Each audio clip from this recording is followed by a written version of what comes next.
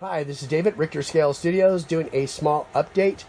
This is my Creality 3D CR10S, doing a mechanics house from ImperialTerrain.com. With Star Wars Legion coming out next month, this will be awesome to have all this terrain available. And I've done some previous prints yesterday and the day before. I'll put some photos up of it right now as I am speaking. And this is going to be a big building. That is a 40K Space Marine. And we are 67% done with this print. I'll go back over to the machine. Let's see here. 21 hours and 33 minutes. So we'll be probably just under or over 30 hours. I'm going to be trying to play with the speeds with this. I sliced the model on Simplify 3D at a 0.2 layer height. So it's really detailed, obviously. You can see the texture on it's pretty smooth. And they have the speed of this machine at 40 millimeters a second. My Anycubic prints at 60, and I believe the Prusa does. And my old printer bot that's still not repaired does about 60 also. So I've been playing with the temperatures because this is finicky getting clogged sometimes. And the extruder starting to click and back up. That causes problems. You don't want to go through that. So with the eSUN rated at a high temp at 225, I got it right now at 233 Celsius, and I got it up to 120% speed, so that's probably 48, 50 millimeters a second, so that's not bad. I was having some clicking issues on the first few layers, so I sat here patiently for about 10 minutes and played around with the settings and got that nailed in. So when Legion comes out, I'll pick up a copy.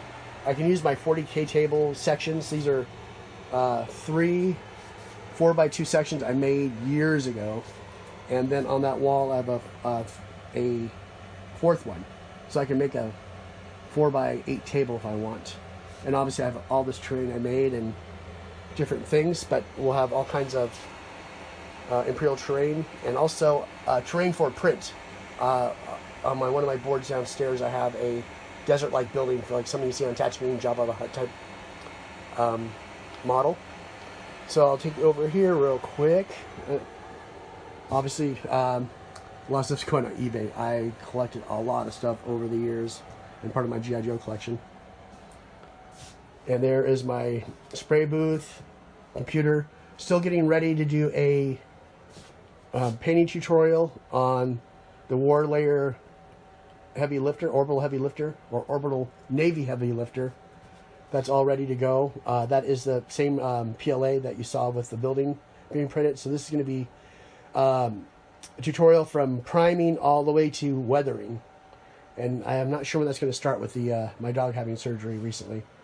My painting station, and then my Anycubic Mega, which I love this machine. It's only around $300. It's loud. I might work on that eventually. But it puts out great models and fast.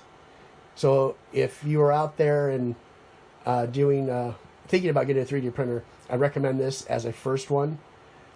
And the only mods I've done to it is this really cool spool holder, so it makes it a little more modular. I just pick it up with the cord and that's it. And I'm going to do a installation on the heating bed. When they came from the Anycubic Mega, which is this is the original one from, I think, a year ago.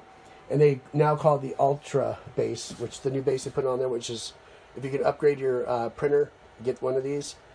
They made the aluminum heat plate thinner. I think they've taken it down a couple millimeters at least. So it's not heating up like they state it does on the old one. So ABS is very hit or miss on printing. So I think insulating it with, I got some plumber's felt, and some like this foil insulating paper that's adhesive they use on the firewalls of vehicles, like the engine compartment, to protect the passenger compartment. So that'll get this running perfectly. So that is it for right now. We will see you in the next video, and thank you for joining me.